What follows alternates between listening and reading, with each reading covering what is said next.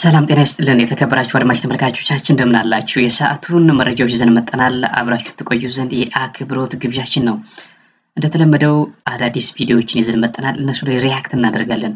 የብልጽግናው መንግስት ምን እያደረገ ነው የሚለውን ቀን በቀን እየተከታተል ወደ እናንተ የምናደርሳቸውን መረጃዎች እናንተ ደግሞ አስተያየት መስጠት አለባችሁ በምንሰጣቸው ሪያክሽኖች ላይ።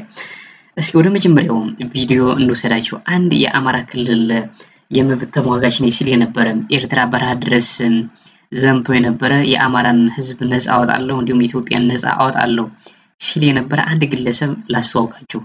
አሁን ላይ በጣም በከፍተኛ ሁኔታ ባልተጠበቀ ሁኔታ ሆዳም ሆኖ ለአብይ አህመድ የሚያሽቃብጥ አንድ ተስፋውን የሚባል ልጅ ወይንም ግለሰብ እስኪ ምን እንደሚል እናሳያችሁ። በአማራ ክልል የሚንቀሳቀሱ የፖለቲካ ፓርቲዎች የጋራ ምክር ቤት የባለፉት ጊዜያትን የስራ አፈጻጸም በመገምገም አዲስ የስራ አስፈጻሚ ምርጫ አካሂዷል። የጋራ ምክር ቤቱ ጠቅላላ ጉባኤውን ካካሄደ በኋላም መግለጫ ሰጥቷል። በክልሉ የሚንቀሳቀሱ የፖለቲካ ፓርቲዎች የጋራ ምክር ቤትን በድጋሚ በሰብሳቢነት እንዲመሩ የተመረጡት አቶ ተስፋውን አለምነህ የአማራ ህዝብ የዘመናት ጥያቄዎች በሀገራዊ ምክክሩ በአጀንዳነት ቀርበው ምላሽ እንዲያገኙ የፖለቲካ ፓርቲዎች የጋራ ምክር ቤት ከፍተኛ ጥረት ማድረጉን ተናግረዋል። አማራ ክልል ውስጥ ለዘመናት ሲንከባለሉ የነበሩ ጥያቄዎችን ፍጹም ሰላማዊ በሆነ መንገድ በኢትዮጵያ ማዕቀፍ ለመፍታት የሚያስችል የአጀንዳ ማሰባሰብ ሂደቶች ሲካሄዱ ቆይተዋል።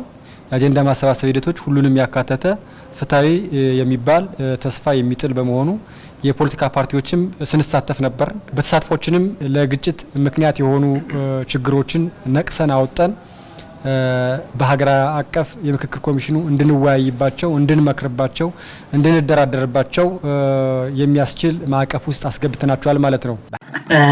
ይህን ሰውዬ ሰምታችሁታል ምን እንዳለ። በጣም ነው የሚያሳዝነው። አሁን ይሄ ግለሰብ ምንድነው አማራን ነፃ አወጣለሁ ብሎ ኤርትራ ድረስ የዘመተ ነው። የግንቦት ሰባት አባል ሆኖ ከነ ፕሮፌሰር ብርሃኑ ነጋ ጋር ኤርትራ የዘመተ ነው። ለካ ወደ ኤርትራ የሄደው ሁሉ ጤነኛ እንዳልሆነ ያው ማወቅ አለብን። የዛን ያው አማራን ኢትዮጵያን ነፃ ያወጣል የተባለ ነው። የራሱን እኮ የሚገርማችሁ እኮ የራሱን ኃይል አደራጅቶ ምናምን እኮ ሲመራ የነበረ ነው። የተወሰኑ ታጣቂዎችን ምናምን አደራጅቶ ምናምን የኢህአዴግ ነው የህወሓትን መንግስት ምናምን ለመጣል ሲታገል የነበረ ግለሰብ ነው።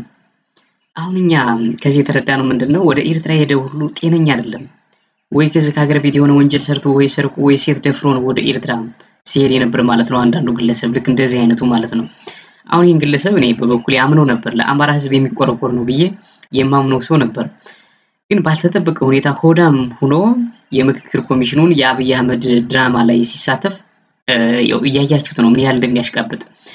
ከዚህ በፊትም ከ2 ዓመት በፊት የፋኖ ኃይሎች ወይንም በአማራ ክልል ጦርነቱ የፈነዳ ጊዜ የሆነ ክረምት ላይ አብይ አህመድ ወደ አዲስ አበባ አንዳንድ ተወካዮችን ጠርቶ ባናገረበት ጊዜ እንዴት ሲያንቋሽ እንደነበር የፋኖ ኃይሎችን እያንዳንዳቸውን እኮ አውቃቸዋለሁ። ኤርትራም እኮ አብረን ምናምን የነበር ልጆች አሉ ዝፋኖነን ምናምን የሚሉ እንዳል ስለ አማራ ምንም የማይመለከታቸው አማራ ነፃ እናወጣለን የሚሉ እንተዋወቃለን ማን ምን እንደሆነ አውቃለሁ ብሎ ለጠቅላይ ሚኒስትሩ ፊት የተናገረ ነው በነገራችን ላይ። እና እንደነዚህ አይነት ግለሰቦች አንዳንዴ ያልተጠበቀ ቦታ ስታገኟቸው በጣም ያስደነግጣል። በቃ ለሆድ ብቻ ነው ለካ ሁሉም የሚንቀሳቀሰው የሚያስብል ነው። ያው ሁሉም ሆዳም ማለት አይቻልም፣ ግን በጣም ያሳዝናል። አሁን የግለሰብ ኤርትራ ድረስ የዘመተ ነው፣ ግን የዘመተበት ምክንያት አማራ አይደለም ማለት ነው።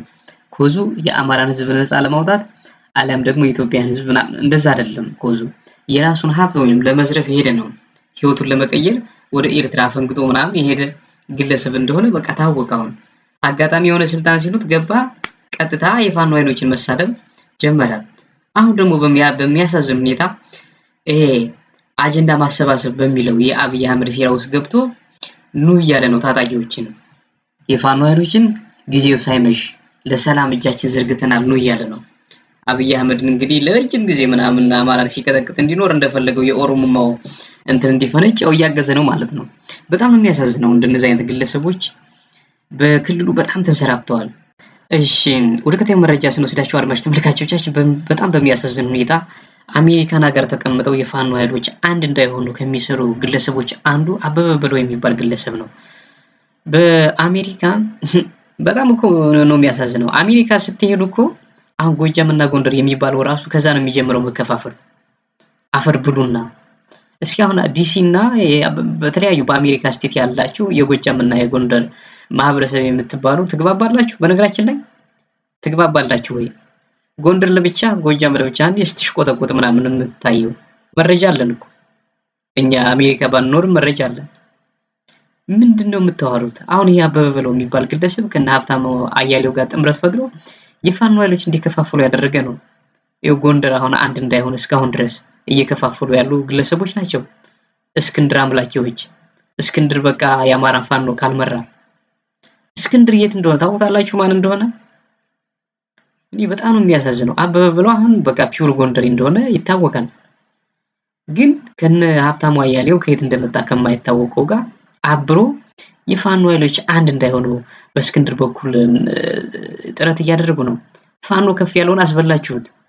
እርስ በርስ ምናምን እየከፋፈላችሁ ዶላር ሳንቲም ምናምን እየረጫችሁ እየሰጣችሁ ደቡብ ጎንደር ስንት እኮ ያልተነገረ ነገር እኮ አለ። ደቡብ ጎንደር በተለይ ፋኖ ማነው ሜጀር ጀነራል ውባንተ ከሞተ በኋላ ራሱ ስንት ነው ደቡብ ጎንደር የተከሰተው? ስንት ነው? ስንት እኮ ያልተነገረ ጉድ እኮ አለ። ስንት ነገር እናውጣው ካልን እኮ አለ እኮ። አንድ አሰቃቂ መረጃ እንኳን ለመናገር ብንሞክር ደቡብ ጎንደር የሆነ ሰርግ ላይ ፋኖችን አስከብበው አንድ ተላላኪ ይዘው ከደቡብ ጎንደር አንድ ባንዳ የሆነ ሰርግ ላይ የፋኖ ኃይሎች በታደሙበት አስከብበው እኮ ወሳኝ የሆኑ ፋኖች ተገለዋል እኮ። በጣም በርካታ መረጃዎች ያልወጡ አሉ። በተለይ ደቡብ ጎንደር አካባቢ ያለ ባንዳ እንዲቀላል አይደለም። ፋኖ ባንተን አስበሉት። ራሱ እዛው የሚገርማችሁ እዛው እኮ ነው። ጎንደሬ ለጎንደሬ እኮ ነው። ከየትም አልመጣም። ከየትም እዚያው ከጎን ቁጭ ብሎ እየጠጣ ራሱ ጓደኛውን የሚያስመታ ማለት ነው። መረጃ አለን እኮ በተጨባጭ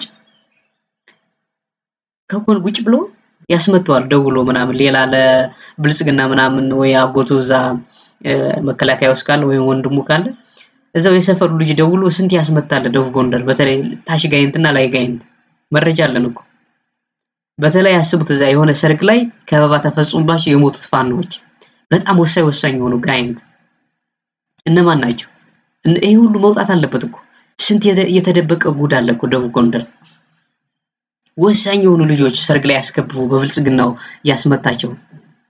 ማን ያስመታቸው? ራሱ የደቡብ ጎንደር ልጅ እዛው ተወልዶ ያደገ እዛው ዞን ውስጥ ያለ። በቃ እንደዛ ነው ጎንደር እርስ በርሱ ወሎ አለ አሁን እንደዚህ፣ ጎጃም አለ አሁን እንደዚህ ጠቁሞ የራሱን ጓደኛ የሚያስመታ የለም። በቃ ችግራችሁን ጎንደር፣ ደቡብ ጎንደርም ሰሜን ጎንደርም ያላችሁ ራሳችሁ ችግራችሁን ፍቱ። ባለፈው አመት ሰሜን ጎንደር ማን ነው የገደለው? አንድ ሀብቴ የሚባል ፋኖ ማን ነው? ራሱ እዛው ጎንደር ይሆን አይደል የገደለው መጥቶ። እንዲሁም የደመቀ ዘውዱ ፋኖ ነው ምናምን ነው የሚባለው። ጠቆር ያለ ፋኖ መጀመሪያ አካባቢ የተሰወው ከናሁ ሰናይ ቀደም ብሎ ማን ነው እሱን ራሱ የገደለው? ብልጽግና እኮ አይደለም እኮ የነ ደመቀ ዘውዱ ፋኖ። ምንድነው ችግር? ጎንደር ችግር ምንድነው? በቃ አንገጩ መነገር ስላለበት ነው። ምንድነው ችግራችሁ ምንድነው? አንኤክስፔክትድ እኮ ነው። ጥሩ ነገር የተጠበቀ ከጎንደር ነበር፣ ግን እንዳለ በቃ የመጨረሻ የምቀኛ ስብስብ ያለ እዛ ጎንደር ውስጥ ነው። ለምንድነው እርስ በራሳችሁ ማትተባበቁት? ለምንድነው ማትከባበሩት? በጣም አስደንጋጭ የሆነ ሁኔታ እኮ ነው እየታየ ያለው ጎንደር ላይ። የቅማንት እንትን ሰርጎ እየገባ ነው ምናምን ልትስሉ ትችላላችሁ አይደለም። በተለይ ደቡብ ጎንደር አካባቢ በጣም በርካታ ተጨባጭ መረጃዎች አሉ። ተጨባጭ ምቀኛ ዘው የሰፈሩ ልጅ እንዳይወጣ ለብልጽግና እየጠቆመ የሚያሳስር የሚያስይዝ ከወረታ እስከ ጋይንት እስከ ጨዋሂት ምናምን የተዘረጋ በጣም በርካታ ባንድ አለ። ምንድነው ችግራችሁ? ጎንደሬ ምንድነው ችግር? ሪል ጎንደሬዎች አይደላችሁም? በቃ ትክክለኛ ጎንደሬዎች የሉም ማለት ነው። ሌላ ባንዳ ነው መሰል የወረደው። እውነቴን ነው። ጥቁር ይበዛል ደግሞ ጎንደር። እኔ ሱዳን ናችሁ? እኔ አይ ዶንት ኖ፣ ግራ ገባን እኮ። ምንድነው የምትፈልጉት? አልሆነላችሁ መዋጋት። ጎንደር እንደዛ አይፈራም፣ ይታወቃል እኮ ጎንደር ውጊያ ይታወቃል እኮ። ተኩስ ከገጠመ ወደ ኋላ እንደማይል ይታወቃል። ግን ከየት እንደመጡ እነዚህ ባንዳዎች አይ ዶንት ኖ። በቃ ጎንደር ነው እያበላሽ ያለ። ግልጽ ነው መነጋገር ያለብን። በቃ ባንዳ ጢባ የተጫወተበት በዞኑ በርካታ ባንዳ ይደውላል። አሜሪካ ምናምን ዘመድ አለው የሆነ ብር ይላክለታል ዳላር፣ በዛ እንትን ይላል። በጣም አብዛኛው በፋይናንስ ነው የሚጣሉት። በፋይናንስ የዝናሽ ጉዳይ ምናምን አለ። የዝናሽ አድናቂ ነኝ የሚል አለ። ቅማንት አለ። ምንድነው ችግራችሁ? አሁንም የማትስተካከሉ ከሆነ መሳቂያ ነው የምትሆኑት። የመጨረሻ መሳቂያ። ይህ በቃ ወንድና ሴቱ የሚለይበት ነው። ይህ ውጊያ ከአቤ ጋር የሚደረገው ፍልሚያ በቃ ጀግናው የሚለይበት ነው። ባትዋረዱ ነው የሚሻለው። በጥንቃቄ ብትሄዱ። አበበ ብለው አሁንም ይቀባጥራል ዝም ብሎ። አሁን ይሄ አንድ ከፋፋይ ነው ከነ ሀብታሙ ጋር ሆኖ የሚከፋፍል ግለሰብ ነው። ፋኖ በአጠቃላይ ለውጊያ የወጣ መሰደብ የለበትም፣ መስለፍ አትችልም። ፋኖ ከፍ ያለው ከጓደኞቹ እዛው ጎንደሬዎች ናቸው የመቱት። በቃ አለቀ። ሌላ መልመጥመጥ አያስፈልግም። ስሙት እስኪ ምን እንደሚል።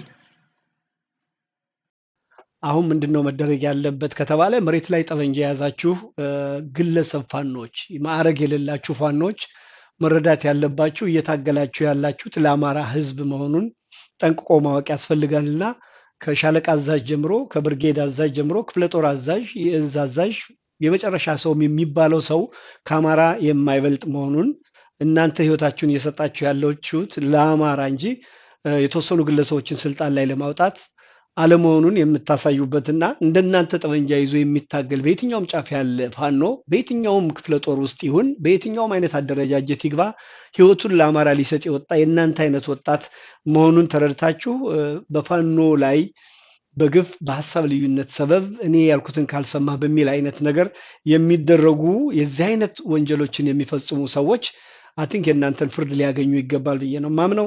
በምንም ተአምር የዚህ አይነት የአማራ ትግል እንኳንስ አማራን ነፃ ሊያወጣ ይቅርና የእናንተንም ህይወት እንዲሁ መቀለጃ የሚያደርግ ፍጹም የማይጠቅም ነገር ነው። ይሄ ነውር እየተደጋገመ ስለተሰራ እንዲቆም ቢደረግ ብዙ እናተርፋለን። ሰምታችኋል አይደል? የሆነ የሞተ እኮ ነው። በነገራችን ላይ እስኪ መጀመሪያ እናንተ ዲያስፖራዎች አሜሪካ ቁጭ ያላችሁት እስኪ አንድ ሁኑና አሳዩን እስኪ። እውነቴን ነው። ቅድም መግቢያው ላይ እንደነገርኩ ነው። ጎንደርና ጎጃም እያለህ እየተሽቆጠቆጥክ ለብቻ ቡድን ፈጥራ በጣም ነው የሚያሳዝነው። እስኪ አንድ ሁኑና ዲያስፖራዎች አሳዩን እስኪ 2 ዓመት የሁሉ ሰቆቃ እንትን ሲል አንድ ቀን ተሰልፈህ ታውቃለህ? ተደብቀህ ምናምን የራስህን ቢዝነስ ለመስራት ነው እንትን የምትለው። አሁን አንተ ሽቀላ ነው ዩቲዩብ ሽቀላ ነው የምትፈልገው፣ ሌላ ምንም አይደለም። ጥሩ ተወጣህና ምናምን እዚህ ያሽቃበጥክ እንትን ማለት ነው የምትፈልገው። ህይወትህን ምናምን ማስቀጠል ነው የምትፈልገው። ይቺ የቀሪዋን ምናምን እድሜህን ማለት ነው እንጂ ለአማራ ህዝብ አስበህ አይደለም። ለአማራ ህዝብ የምታስቡ ከሆነ እኮ መስዋዕት ትከፍሉ ነበር። እንዲያውም ቀላል የሆነ ምንድነው መስዋዕቱ መሰለ? አንድ መሆን ጎጃም፣ ጎንደር ምናምን የሚለውን አሜሪካ ዲያስፖራዎች እስኪ አንድ ሁኑና አሳዩን እስኪ። መረጃ አለን እኮ አንዴ እኮ አምባቸው መጡ አሜሪካ የሰበሰባችሁ ጊዜ እኮ ተናግሯል እኮ። ይሄን መለያየታችሁን እዛ ሀገር ቤት ይዛችሁት እንዳትሄዱ ትሰደባላችሁ ምናምን ብሏቸዋል። አምባቸው ታስታውሳላችሁ? ዶክተር አምባቸው አሜሪካ የመጡ ጊዜ ከመሞታቸው በፊት እናውቃለን። መረጃ አለን እኮ። ዲሲ ያለ ጎንደርና ጎጃም፣ ወሎ፣ ሸዋ ምን እያደረክ ነው? እርስ በርስ ተከፋፍለህ አይደል እንዴ? አሁን ይሄ መከፋፈል ፋኖ ጋር ምናምን የመጣው የራስ ፋኖ ጋር እየደወል ተዋቸው እነሱ እንዳሰማቸው እያላችሁ እና ሀብታሙ አያሌው ቂጡን ያልጠረገ ቀበቶ አዝዋሪ ምናምን አይደለም ወይ? እንደዛ አይደለም? እስኪ አንድ ሁኑና እስኪ አንድነታችሁን፣ ዩኒታችሁን፣ ኢንቴግሪቲያችሁን አሳዩን እስኪ። ልክ ትግሬዎች ምናምን በተደጋጋሚ ሰልፍ እንደወጡት እስኪ አድርጉት እስኪ። በየእንትን ተደብቀህ አይደል እንዴ ራስህን እንትን የምትሰራው? እኔ ምን አገባኝ ምናምን እያል ሁለተኛ ሀገር አለኝ ምናምን ብላችሁ ኢትዮጵያ ምናምን ካልሆነ አሜሪካ እዚሁ ሞታለሁ ምን አገባኝ እኔ ኢትዮጵያ ብትፈርስ ምናምን እያላችሁ እናውቃለን እኮ ምን እንደምታስቡ እናውቃለን እኮ እንጂ አገሩ ስላለው አስባችሁ ነው? በጭራሽ አይደለም። ርህራሄ የላችሁም። እንዲያውም አማራ እንዲበተን ነው የምትሰሩት። ምን አይነት አንጀት እንዳላችሁ አይዶን ነው። በጣም አስመሳዮች፣ ሌባ፣ ለሆዳችሁ ብቻ የምትሰሩ ናችሁ። በቃ አንድ ሁኑና ሲያሳዩ እስኪ እየወጣህ ምናምን እንትን ተሰለፉ እስኪ ወጥራችሁ ያዙት እስኪ የአሜሪካን መንግስት። ለምን ትፈራለህ? ይሄ ነው። እስኪ አሁን የሰጠናችሁን አሳይመንት እስኪ ስሩ። አንድነታችሁን አሳዩን እስኪ። አንድ ስላልሆናችሁ አይደለም እንዴ አረ ምናምን እያላችሁ በየፈርጃችሁ ምናምን ተሰልፋችሁ ምንም አይነት ተቃውሞ የለም እኮ። አንዴ ወይ ሁለቴ የሆነ ቦታ ዲሲ ነው ምናምን አየን፣ ከዛ ውጭ የለም። በትግራይ ጦርነት ጊዜ አይታችኋል ትግራዋይ እንዴት እንደተሰለፉ ምናምን ማየት አለብን። አንጻራዊ ምናምን ማወዳደር አለብን። እንዲያውም እነሱ በጣም ትንሽ ናቸው። አማራ የሚባለው በጣም ግዙፍ ነው፣ ግን ምንም አይነት ተጽዕኖ ማምጣት አልቻለም። ሆዳም ነው። ኢትዮ ፎረም ተናግሯል። እንዲያውም ለሆዱ ብቻ የሚሰራ ነው የአማራ ዲያስፖራ ብሏል። ኢትዮ ፎረም ላይ እንዴት እንደዘገባችሁ ሰምታችኋል። ያየ ሰው ቢመልስ በደንብ አድርጎ ነው የቀጠቀጣችሁ። ራሳችሁን አርሙ። መጀመሪያ የእናንተ መከፋፈል አገር ውስጥ ገባ፣ ፋኖችን ከፋፈለ። ሀብታሙ የራሱ ፋኖ አለው፣ ይሄ አበበ በለው የራሱ ፋኖ አለው፣ ይደውላል ራሱ ፋኖ ጋር። እነ ዘመንና ተስሟቸው ይላል፣ እነ ምሪና ተስሟቸው ይላል። በቃ ይሄ አይደለም የሆነው። አሁን ሄዶ የእርስ በራሳቸው እየተታኮሱ ነው፣ በብር በፋይናንስ እንደ ቀልድ ምናምን መተው ሞተ። በቃ ከፍ ያለው ደስ ምን መሰለ ፋኖ አጣማራ እየከፋፈላችሁ ሲሰዳደቡ ነበር። ደግሞ ጎጃምና ጎንደር ለማጋጨት እዛ ሆናችሁ የማርሸትን ንግግር አስገብቶ እንተና ሲያወራ ነበር ሀብታሙ። ማርሸት ዝቶ ነበር፣ እነ ማርሸት ናቸው የገደሉት ከፍ ያለውን ለማለት ማለት ነው። ሲሰዳደቡ አልነበር ጎንደሮች እርስ በራሳቸው? ደረጀ በላይ የሚባለው ፋኖና አንድ የሆነ ግለሰብ ማን ነው ሲሰዳደቡ አልነበር? ድምጽ ተቀርጾ ወጥቶ አልነበረም? አታስታውሱም? እርስ በራሳቸው ጎንደሮች። ማርሸት እንዴት ነው እዛ ጋይንት ድረስ የሚሄዱ? ሲፎካከሩ ሲሰዳደቡ አልነበረም? ለምን ያንን ቅጅ አላወጣውም ሀብታሙ? ምንድነው የምታወሩት እናንተ? አማራን ከብልጽግና ጋር ሆናችሁ እያስበላችሁ ያላችሁ ራሳችሁ ናችሁ። እንዲያው ፋኖች ጸጥ ብለው ቢዋጉ የት በደረሱ ነበር እስካሁን። ሆዳም ለቃቃሚ ሁሉ የእናንተን ህይወት ቤተሰብ ልጅና ሚስትን ለመንከባከብ ወይንም ልጆችን ለማስተማር በፋኖ ትነግዳላችሁ።